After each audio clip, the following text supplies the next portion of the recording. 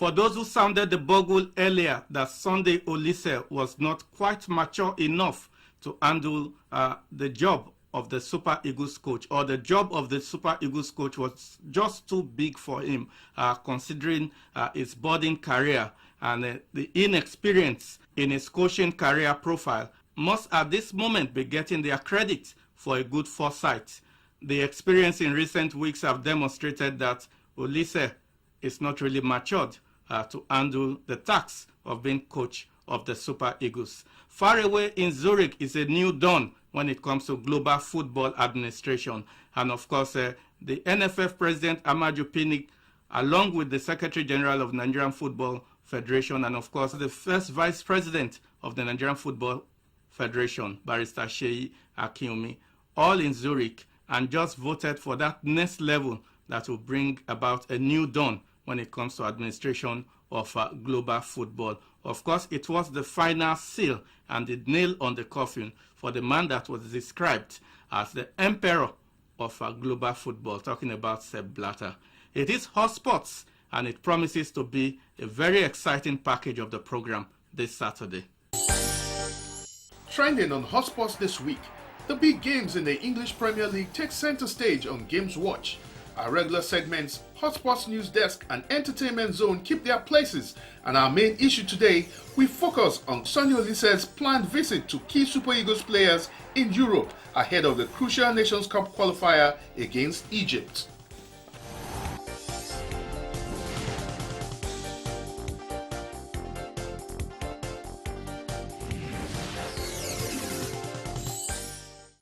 For more news and updates, visit our website www.hotsports.tv. You can also drop your comments on our Facebook page www.facebook.com/hotsportsng. Our Twitter handle is @hotsportsng.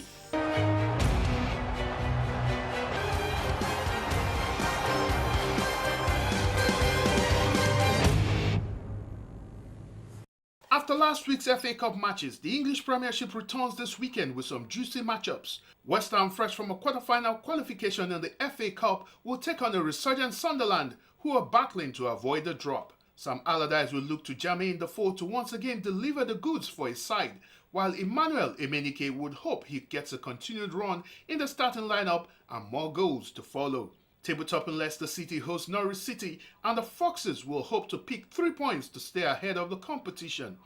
With transfer rumours circling around Riyad Mahrez, Claudio Ranieri will expect that his wards are not distracted to get the job done.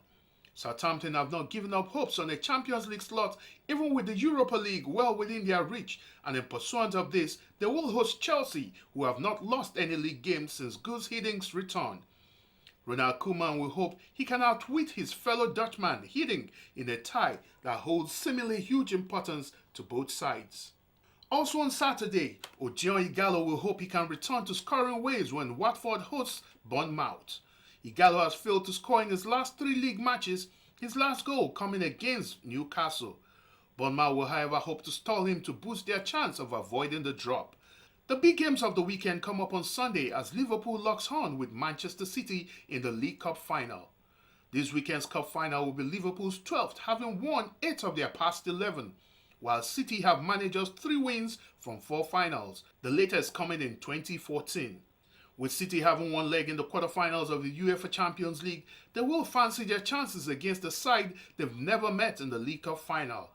The last time these 2 sides met was in the league in November, with Liverpool running away 4-1 winners at the Etihad. Manchester United will look to exact some form of revenge on Arsenal when they clash on Sunday. After their 3-0 loss at the Emirates, the question is, can Louis van Gaal fire his squad to victory? United are currently not in exciting form at the moment, but will fancy their chances against an Arsenal side that is also reeling. 3 points is very crucial to Arsenal in their drive for a first league title in 12 years. Manchester United, however, needs the same points as they push for a top 4 finish. Other matches include title-chasing Tottenham Hotspur taking on Swansea City at White Hart Lane. Spurs, 2 points behind league leaders Leicester City, are bang-on favourites to win this and keep up the pressure on the Foxes. Stoke City play Aston Villa, while West Bromwich Albion are home to Emmanuel Adebayo's Crystal Palace.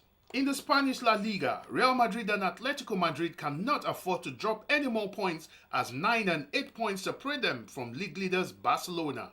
However, this weekend, at least one of them will drop points as the Madrid derby takes place. Real Madrid hosts Atletico Madrid at the Santiago Bernabeu. The last meeting ended 1-1 with Atletico scoring a late equalizer.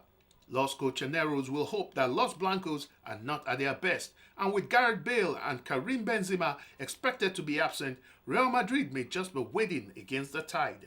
However, under Zinedine Zidane, Real Madrid is yet to lose any game. Barcelona hosts Sevilla on Sunday with La Blaugrana the favourites to win, but Sevilla will be a difficult proposition as they chase the Champions League place. Sevilla's last loss came on the 3rd of January 2016, a 2-1 away loss to Granada, just one loss in 8 matches. Barcelona is however in the form of their lives, winning their last 8 league games. Question is Barcelona set to blink?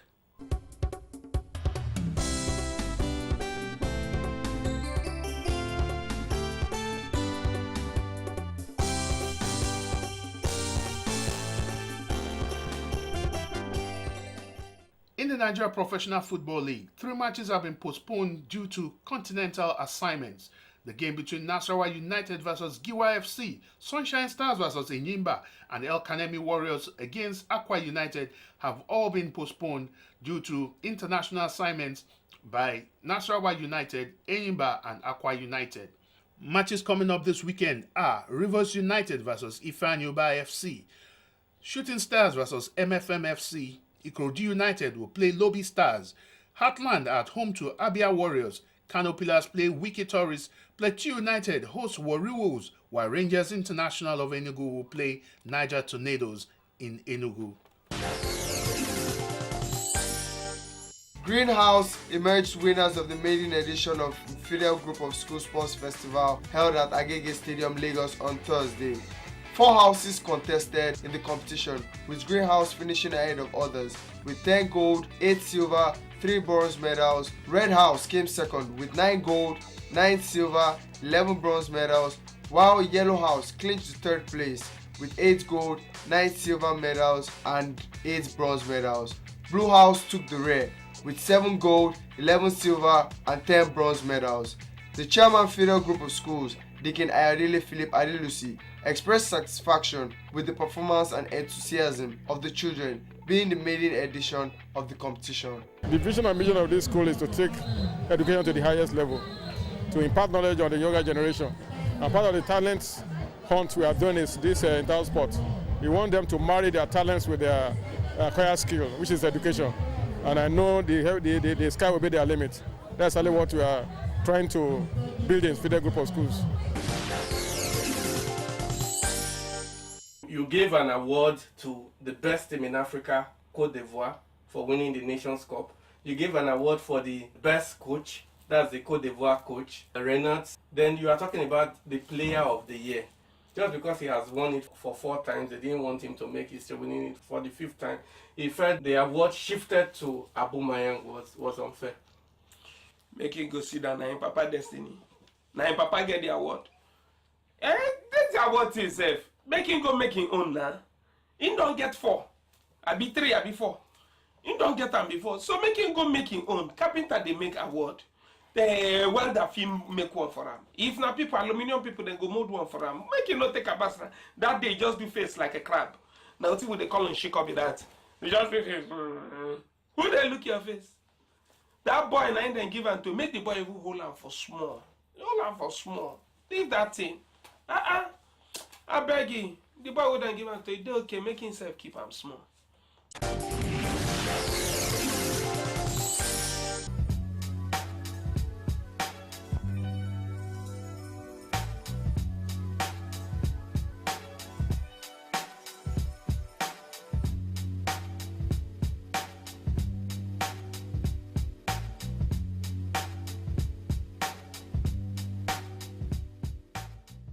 It is the main issue on Hot Sports before he threw in the towel. Sunday Olise had a scheduled meeting with the technical committee of the Nigerian Football Federation yesterday in Abuja to look at plans for his his game against Egypt, a very crucial Nations Cup qualifier for Gabon 2017.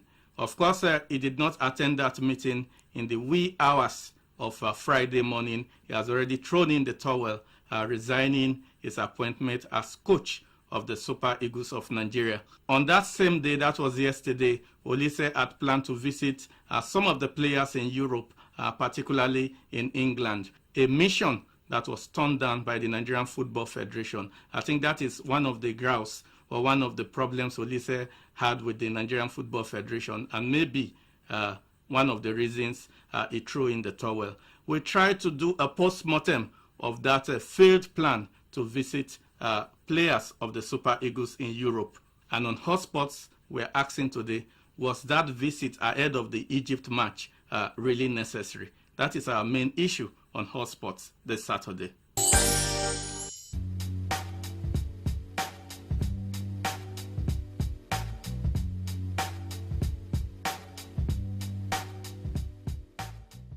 I am addressing this insanity that has befallen some of our critics.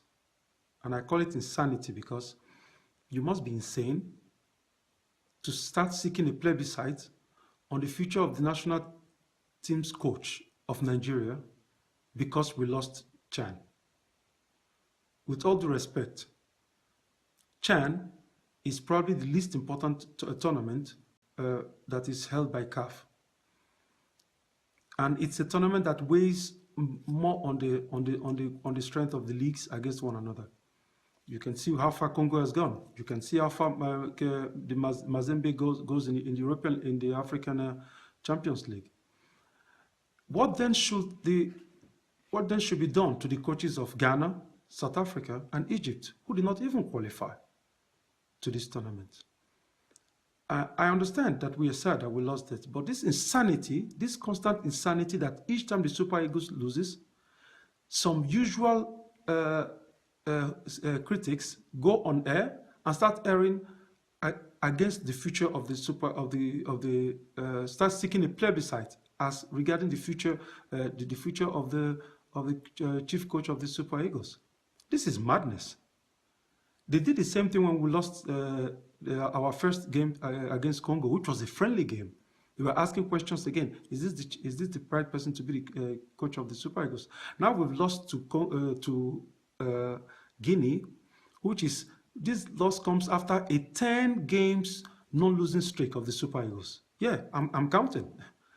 And now they start this hula baloo again over the future of the coach of the Super Eagles. A contract is made out. We signed a contract with myself and the NFF. If you're not happy about it, okay. We'll come and we shake hands. But I would like to remind you that this is the 14th game I've been in charge as coach of the Super Eagles.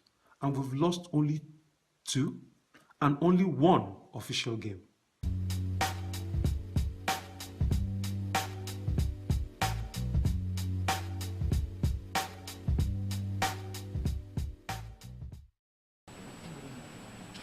I will also be blunt in one instance that since we're among ourselves, people know that a lot has been spoken about frictions going on between the technical crew and the technical committee and the players and all that. Let's bear it out. We had long constructive discussions with them yesterday. And it went way into the night because we were enjoying it so much.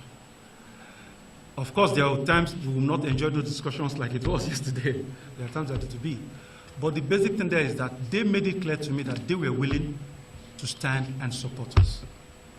And I made it clear to them that I was willing also to be responsible for the management of my players and my coaching staff. So that means, and the good thing there is that we mapped out everybody's own jurisprudence, where everybody has to work and where everybody doesn't, everybody has their own area of specialization. And they welcomed it, and we welcomed it.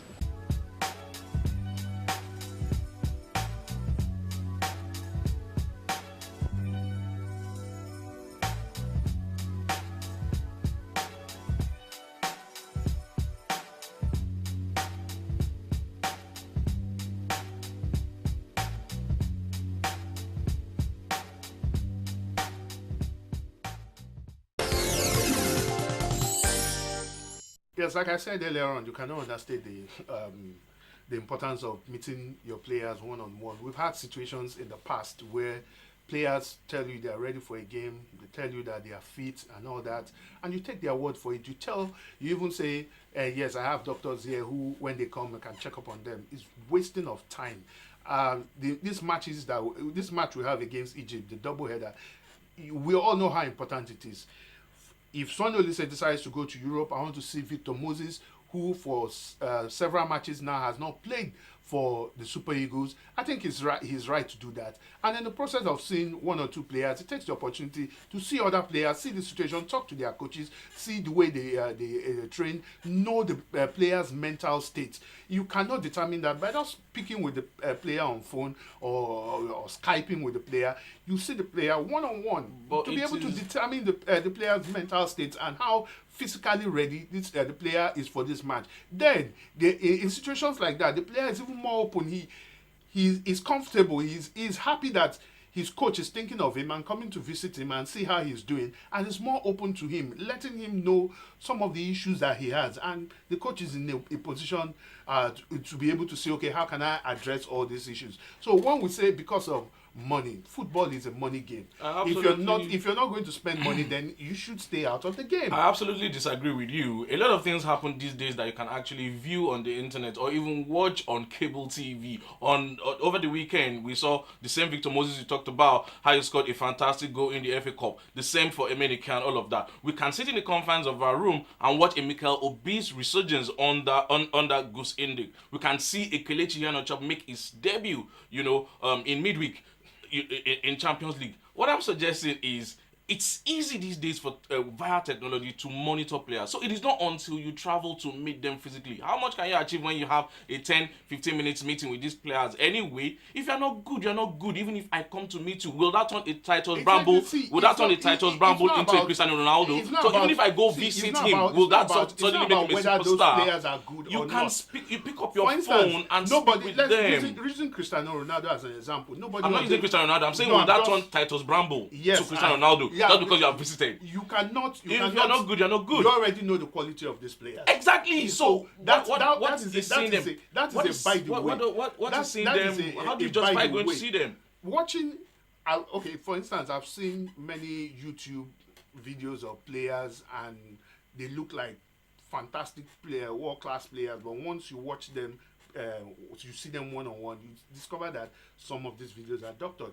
But that's even by the way. You watch a player in a match. Yes, because of the support cast he has. Sometimes a player tends to look good. But so it's until you travel to go out to meet this player that you now know how good he is. No, it's not about how good the player is, but the mental state of the player. Let's put this into perspective. Egypt is currently training for their own game. Hector Cupe is busy with 23 Egyptian players. They are playing friendlies with Jordan and all of that. And he will prove his team to 18. The bulk of the Egyptian players are based locally. Olise can build the bulk of his players we just went to a CHAN and we crashed out in the group stage. The same Hector Cupe has Mohamed Salah, El Neni of Arsenal, Ahmed El Hamadi of Hull City. Is he going to go around to watch all those boys? Many of them? He knows what he is doing. He knows what those players are doing outside. The bulk of his You need to go watch Mikel Obi to invite him. No. You need to watch Iheanacho. You need to watch Odion Higalo. Nigerians, are we supposed to waste money to sponsor Olise to watch Odion Higalo? I watch him in Watford in my house. Let's look at it this way. Are you saying that with phone, you are able to convince Victor Moses to come to play against Egypt? Do you necessarily need him? Yes, you need. The same way we need Emenike. In the past, in the past, we've communicated with them over phone. They didn't come. In the past, we've communicated with Mikel over phone. He didn't come. In the past, we've also, these players have told us over phone that they are fit. They come to the Super Eagles camp and we discovered that we've wasted a lot of time to invite players that are not fit. If he doesn't want to play for his national team, don't waste taxpayers' money. Don't waste taxpayers' money. You do not know the just because you want to convince a player to play. The coaches of the players in their clubs know their state. How about Olise? Try Chuba Akpom in Hull City There's a semi. I just said there's Moise Odubanjo in All City. There's players scattered around. Also, how many trips is it going to take? There are guys in Finland. There's Daniel Akpai in South Africa. Is he going to go around? So what are you saying exactly? He knows the players is going so to if you know them, why don't you just call them on the phone? And that is what I am trying to explain to you. That is what I'm trying to explain to you, that phone doesn't. Is he in charge of the welfare committee of the NFF? Is he in charge of the welfare committee? I call you on the phone. What's the coach's business and how you're doing, really? Larry, I call you on the phone and I want to make I get inquiries for you. It's easier for you to turn me down over the phone because there's no bonding over the phone. When I meet you face to face, I look you eyeball to eyeball. I am able to convince you. They will do the bonding in camp once the players come into camp. When you come to camp, if you need that see, player, when you call come him to on the camp, phone. it's a different ball game entirely. Because in camp, you have moved from one level to another. If you tell me Olise has a phone, he can send birthday messages to them, anniversary messages. Oh, nice match you played yesterday, Iheanacho. Oh, lovely goal you scored. I agree with you. Send text messages, make them feel special. Send emails, talk to them on Skype. But to travel now in this socio-economic reality, I disagree with you entirely. Taxpayers' money. Taxpayers' money. Let's look at the reason. You told yourself to 3 wise men to go and monitor. What are you monitoring? We watch TV. We see them every day. Let us look at the reason on the internet. Larry, why is social media? Why is Sunday Olise traveling to Europe? I should ask you. You don't even know, and you're saying call them on the phone. I should ask you. That is what I'm saying. And I'm saying the reason is absolutely unnecessary. You're saying he should go. If you don't know the reason, why would you say he shouldn't go? Is he the head of the welfare committee of the NFF? What is his business with traveling to see how they're doing? It's not about how they are doing. About what exactly? To monitor how well they are doing? Is the head of welfare? No, to monitor how good they are. Is the head of welfare that now goes to see? Wait, the head of welfare. No, wait, let me land. The head of welfare will travel to Europe to meet Victor Moses and tell him that I need you for this. If I thought that job is to be done. But sincerely, so I'm going to go to England to watch Odion Ighalo play. So watch him to see how he's doing.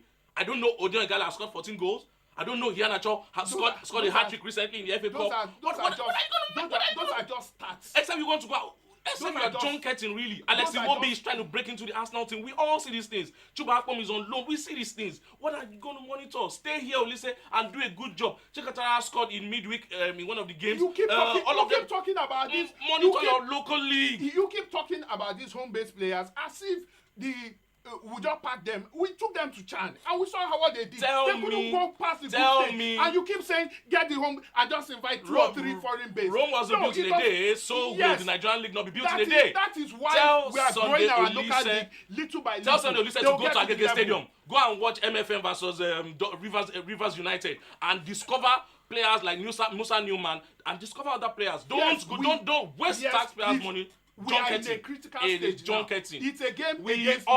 We are not playing against Sudan. We are not playing against Sudan. We are not playing against all these small countries. At the end of the day, even these small countries are giving us problems. At the end of the day, we need our best legs for against Egypt. And that's if he says to get its job done. I need to meet these players one-on-one. I think it's at the end of the day, we both can predict who will start the game against Egypt. Ahmed Musa will play. Odion Ighalo will play. Mikel Obi will start. Onazi Ogbu will start. So, what is the big deal about traveling abroad? Hello. My name is Glenn Rock, and this is USC Soccer Love Line. USC Soccer Love Line. In case you don't know anything about football, your brother is here for you. I used to think that Sepp Blatter was a new name for a new leather for ball. You know, we used to call ball bladder ball. Then they brought another name, Sepp Blatter. No matter where, just keep watching.